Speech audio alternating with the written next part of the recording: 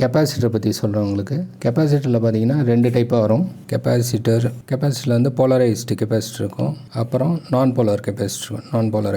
Polarised capacitor பார்த்தீங்கன்னா எல்லா values வந்து மைக்ரோஃபேரட் வழியாக வரும். இப்போ வந்து 1 மைக்ரோஃபேரடு இல்லை 0.47 மைக்ரோஃபேரடு 1 மைக்ரோஃபேரடு போட்டிருப்பாங்க.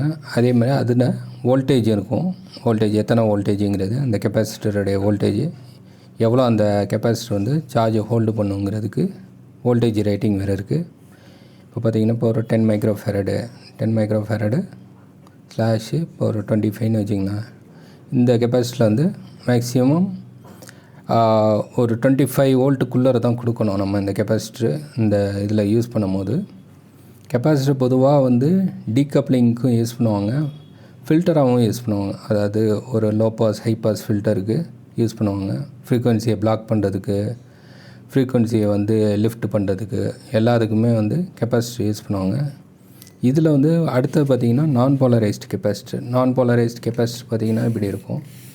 இந்த மாதிரி இது பார்த்திங்கன்னா ஒரு 1 NF எக்ஸாம்பிள் சொல்கிறேன், 1 NF 100 NF இது மாதிரி பல வேல்யூவில் இருக்கும். இது வந்து நேனோ ஃபேரட்னு சொல்லுவோம், NF-ங்கிறது.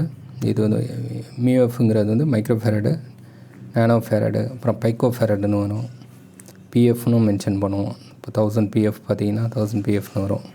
இப்போ 1000 PFன்னு சொன்ன பார்த்தீங்கன்னா 1000 PFங்கிறது 1 NFன்னு சொல்லுவோம். அது 1 NF தான் 1000 PFன்னு சொல்லுவோம்.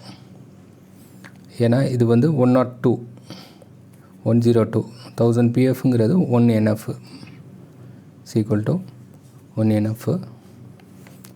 இது இப்படி இதுக்கும் வந்து வோல்ட் இருக்குது, வோல்ட் ரேட்டிங் இருக்குது. இப்போ 100 NFனாலும் 100 NF ஒரு 100 வோல்ட் ரேட்டிங்லேயும் இருக்குது, 50 வோல்ட் ரேட்டிங்லேயும் இருக்குது. அது பார்த்து நம்ம ரெக்கமெண்ட்ஸ் தகுந்த மாதிரி வாங்கிக்கணும்.